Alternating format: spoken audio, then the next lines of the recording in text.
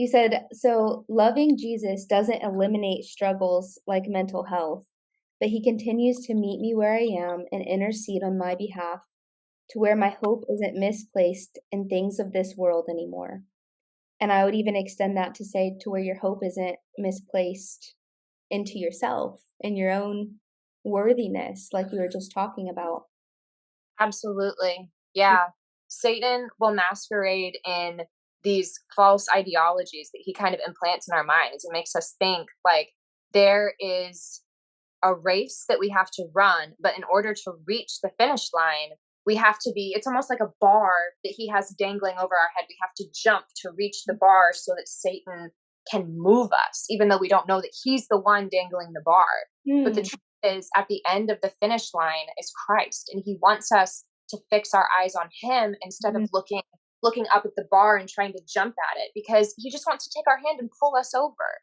You Yeah. know what I mean? It's like he's right there, and yet we can be so absent-minded and negligent as to not prioritize and fix our eyes on him. It's like, hello. Yeah, and I think that's really hard to do when you are going through a painful or confusing season because it requires the ultimate trust to keep looking forward.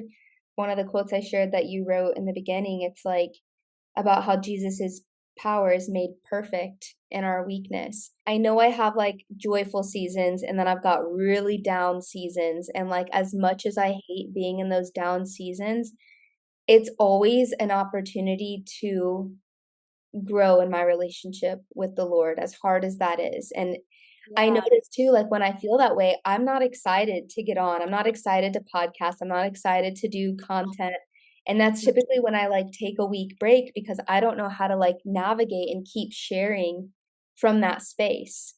Yeah. I notice it's way easier to share from the joyful space, so gosh, it's just I think it is important to keep sharing and to keep talking even from those down spaces too, but to know, like, what those seasons are meant for and the fact that they're on purpose too, and it's not something Yeah. that you need to, like, rush to get out of, but, like, figure out what the relational intimacy can be. Mhm.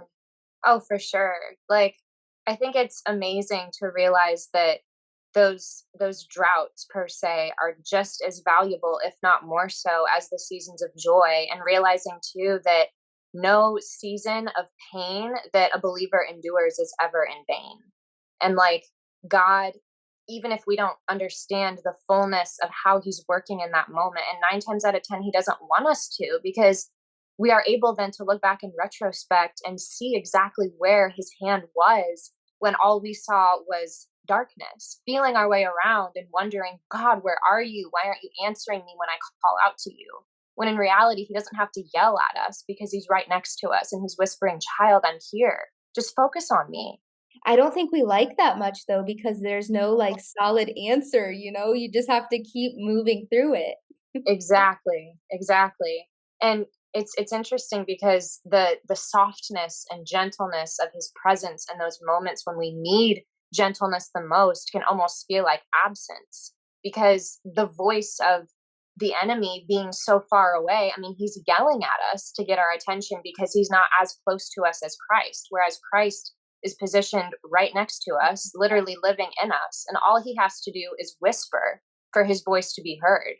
And so we're distracting ourselves listening to the overzealous voice of the enemy trying to muddle his way in, when all we have to do is sit in the peace and the stillness of God's unchanging presence, which is, of course, so much easier said than done. But it's such a beautiful thing to realize, like, I don't have to look for him. I don't have to compete with anybody for his attention. I mean, he's there all the time.